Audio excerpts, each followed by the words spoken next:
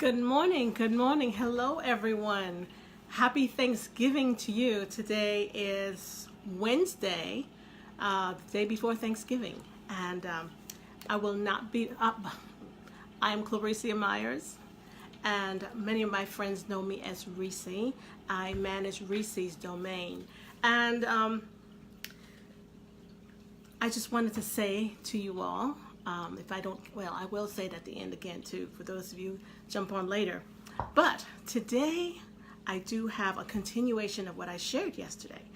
I am speaking. Good morning, Sips. Good morning, Clem. Glad that you can join me this morning. Do me a favor, share this out before we get started. Today, I'm going to continue what I started talking about yesterday. Now, some of you might already be in a leadership role. You know, I titled today's, it's still the same as yesterday. It's, are you leadership material? Now, some of you out there may be already in a leadership role, and I'm speaking to spiritual entrepreneurs. You may be a leader of an organization. Maybe you might be a leader of a team. Maybe even you're trying to lead your own life. And again, I'm speaking to spiritual entrepreneurs who want more in life, who are willing to do more, who want to contribute more, who want to be the best version of themselves. Good morning, sir. Glad that you can join me this morning. And so, as I was reading the book, the name of the book is, it just jumped out of my, it's by Nathaniel Napoleon Hill, Think and Grow Rich. That's the book I've been reading. And so he was talking about those special 11 attributes that good leaders should possess. And even if you're in a leadership role, you don't just stay stagnant. You want to continue to cultivate those attributes as you work with people. So I'm not going to repeat number 1 through 6 because that was in yesterday's, but I do have them listed in the notes. So I'm going to continue with number 7. Having a pleasing personality. You know, there are some people who are just, you just look at them kind of funny or like cross-eyed, and they just, attack you. You know, they're kind of like a pit bull. You know, you want to, if you in any organization, if you're leading, you have to have a pleasing personality because it's a turnoff. People will not want to work with you or for you. Number 8, sympathy and understanding. Sympathy and understanding. For me, that's a big one, because as leaders, we are to possess those qualities that we expect to see in others. And if you don't have those qualities, this is the United States of America. We are a country that's mixed with every different ethnic group that there is. And to be able to function and work and live in harmony, we have to be sympathetic towards each other because we all are humans. We go through different events in our lives, and we have to show understanding and empathy. Good morning, Jay, Cousin Jay from Chicago. Good morning, Esther. Good morning. Glad that you can join me. Do me a favor. I always forget this. Tell me where you're tuning in from. Be sure to tell me where you're tuning in from because I do love to be able to greet you properly. So, Jay, Cousin Jay, I'm so glad that you're here. Good morning. Happy Thanksgiving to you.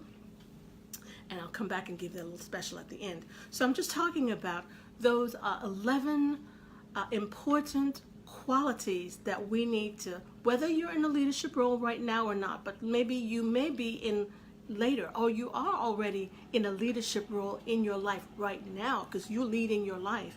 So these are some qualities that we should all possess and cultivate. So number 7 was a pleasing personality. Number 8, be sympathetic and understanding with those people who are working with you, or for you. Yes, in fact, that was the catapult that started me on my journey of entrepreneurship. I work for 30 years in a particular school system, and I loved my job. I loved working with the kids. I loved seeing how excited I could see the expressions on their face when they understood something. And things can happen in life that can, turn you on a dime. And after my husband, he had suffered 2 strokes in 2016, the first one in June and the second in November. And a month right after that, my mother passed away. So there was a lot of things going on in my life. And when I returned to work from being on family medical leave with my husband, trying to get him situated, the first thing my administrator said to me was, "Ms. Myers, I need you to give me 2 dates. I need you to give me 2 dates. I need to come and do an observation." All right, just being away from the classroom for 12 weeks, being out of touch with the children, you need to know exactly where they are, maybe who's struggling, who's having difficulty. I was just returning, and I was thrown, and it was not even a greeting. "Good morning, Mrs. Myers. We've missed you. The children missed you. How is your husband?" Knowing that my husband was ill, with the stroke and everything, and knowing that my mother had passed away, there was nothing about, "Well, how are you? We've been thinking about you." Nothing. And to me, that just pushed a button that I didn't know was inside of me. I felt not valued, unappreciated, and I said, "You know what? My husband needed me right that moment more than my students needed me, because on the next day they'll find someone to replace you. But I only have one husband. I only plan to have one husband, and he needed me." So number 8, sympathy and understanding. That was, I guess, for me, the straw that broke the camel's back and let me know, what's important in my life. And so as a leader, it's important to be able to sympathize, understand, and show empathy. Okay, that is so big. Anyway, so that's why I've chosen to grow my business from the comfort of my home, doing the things that I am passionate about. I love being able to motivate, inspire, empower people to be the best that they want to be. And I also love writing. So one of the things that I've been able to do was to publish one of my books, children's books that is, titled Ian and Igor, Inquisitive Island Iguanas. So I'm talking about leadership and the qualities that are so important as a leader to have. These are attributes that are invaluable. Number 9, mastery of details. Now that kind of ties in with planning, organizing and planning, and that was number, what was that? Was number, that was number 5 on the list earlier. So you need to pay attention to details, because if you miss something, it can cause a rippling effect. And even if things fall apart, you start again. A good leader, something didn't work, you try something else, or you go back and you evaluate, okay, what did I miss? Did I miss a step here or something like that? Good morning, Michael. Good morning. Glad that you can join me. Thank you for joining me this morning. I'm just sharing a little bit about what I think everyone can benefit on our journey through life, because at some point you're going to be a leader in some capacity, and you are also a leader. If you're a spiritual entrepreneur who want more, who's expecting more, want to be able to contribute more, then these are some attributes that you want to have in your toolbox in terms of making you better, being the best version of you. Good morning, Teresa. Good morning to you. I am so glad to see you all this morning. Good morning, Carell. I hope I said it right. Good morning to you. Do me a favor, please. Tell me where you're tuning in from. And I know several of you are going to be traveling on the roads to visit with family and friends. And so I sure want you to drive safely. All right, let me go back to number 10 and 11, the last 2. Number 10 is willingness to assume full responsibility. That is huge. There's some people who are working with you. Sometimes they may be new to the job. They may make a mistake or an error. in terms of maybe the service or the product that they're trying to promote for working with you, if they are learning the job and they're not haven't fully mastered it, if they've made an error and you are the leader of that team, of that organization, of that group, whatever, be willing to accept full responsibility. And then you work with your team member, your associate, or whomever, and make sure that they understand, because, we learn from mistakes. There's some people who just, oh, well, it wasn't me. It wasn't me. So-and-so did it, and then it will ream them over the coals. That's not what a good leader does.